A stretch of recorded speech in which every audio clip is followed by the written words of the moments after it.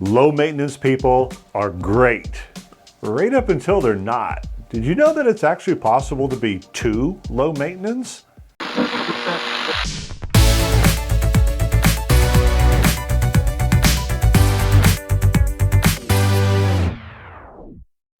Hi, I'm Rick Higgins. Welcome to Mastering the Second Half. And today we're going lo-fi. We're going low maintenance.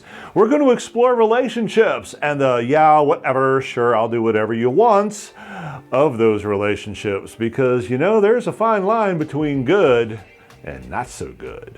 Let's look at the positive first. Low maintenance people are pretty damn great. They don't require hours of preparation before they get in the car and go somewhere. They're willing to talk to anybody. They're willing to go along to get along. And that's a wonderful thing, usually. I mean, honestly, who wouldn't want to be in such a relationship? I mean, you're with a partner that just kind of is that easygoing. Well, you got to ask a question.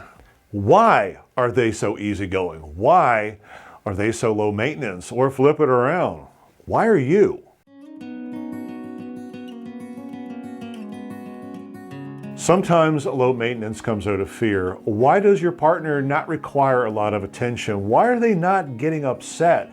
Well, maybe they think that you're not going to handle their upset very well. Go back in time and let's try to picture how some of this started. Say you're a child and you fell down and you scraped your knee and it's bleeding and you're wailing and you're angry and you're upset and you're scared, and your parents comes to you and says, "Get up, it's nothing."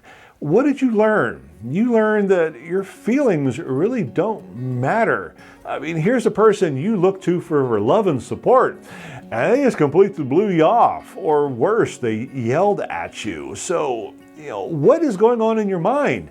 Your mind is telling you that, well, maybe I don't have valid feelings? Now skip ahead to a relationship. You tell your partner that you need something or that you're upset about something, and they just blow you off, or worse, blame or ridicule you for it. It's kind of a flashback.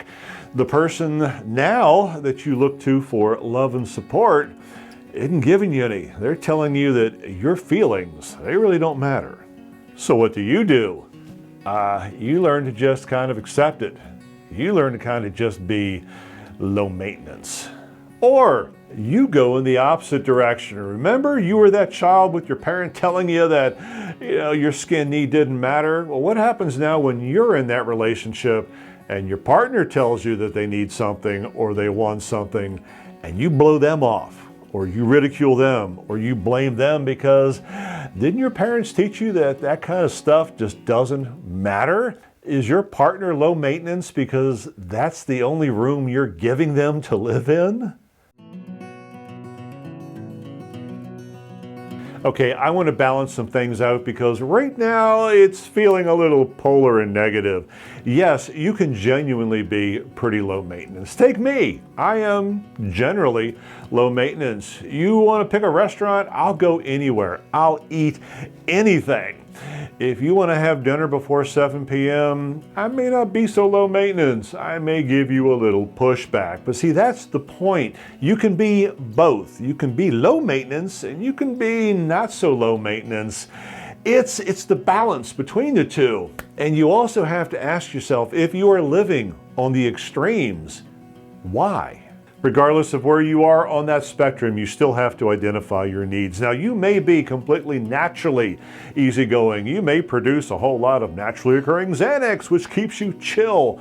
But in your relationship, you still got to ask some really important questions. Questions like, what do I need from this relationship? What makes me happy?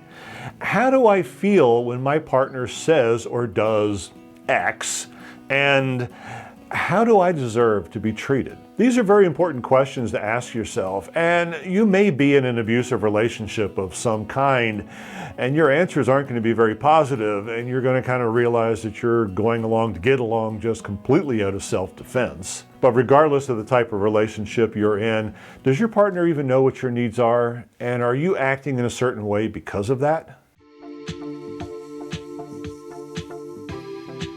Now, lower maintenance people may be ignoring that inner voice in their head, or They're listening to those external voices that are telling them they're being too dramatic. Now, well, maybe you are being dramatic, but if you are, maybe you need to take a step back and try to figure out why.